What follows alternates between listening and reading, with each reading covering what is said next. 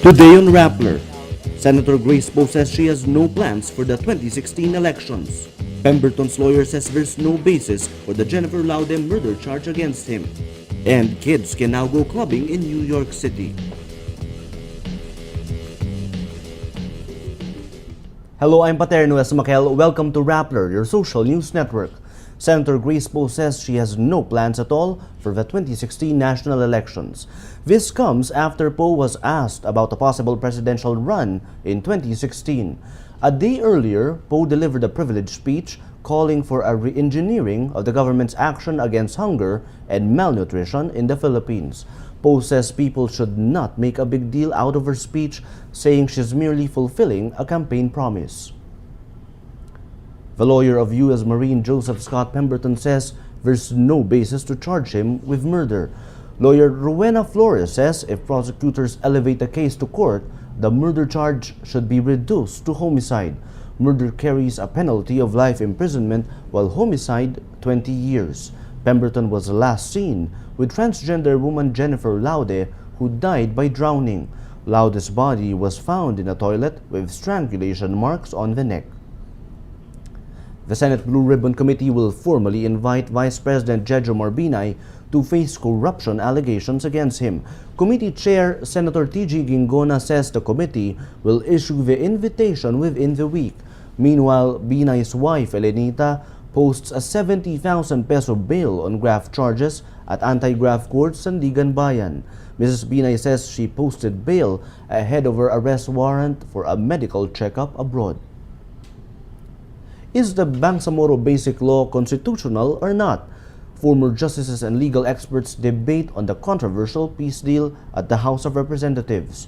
Former Supreme Court Justice Vicente Mendoza says he still doubts the constitutionality of some provisions in the Bangsamoro Basic Law.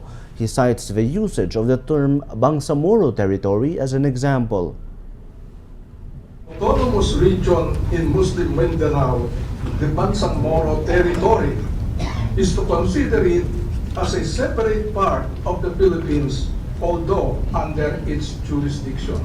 The reference in the bill to the autonomous region as a territory and as the ancestral homeland of the Bangsamoro people is contrary to the Constitution. But another former Supreme Court Justice, Adolf Ascuna, says the Bangsamoro Basic Law is constitutional. The proposed law recognizes that it is, in its preamble, in consonance with the Constitution.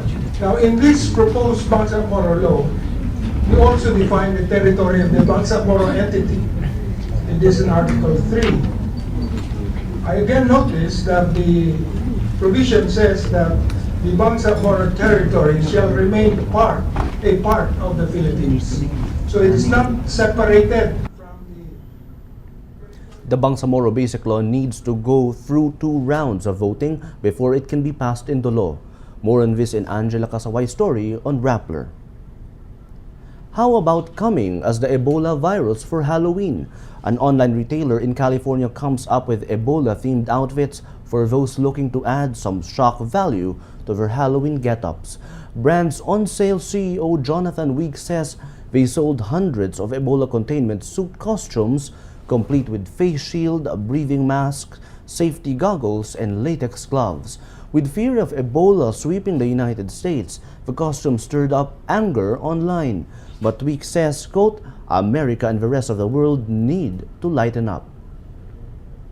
Let's now look at Rappler's Wrap for today, a list of the 10 most important events around the world you shouldn't miss.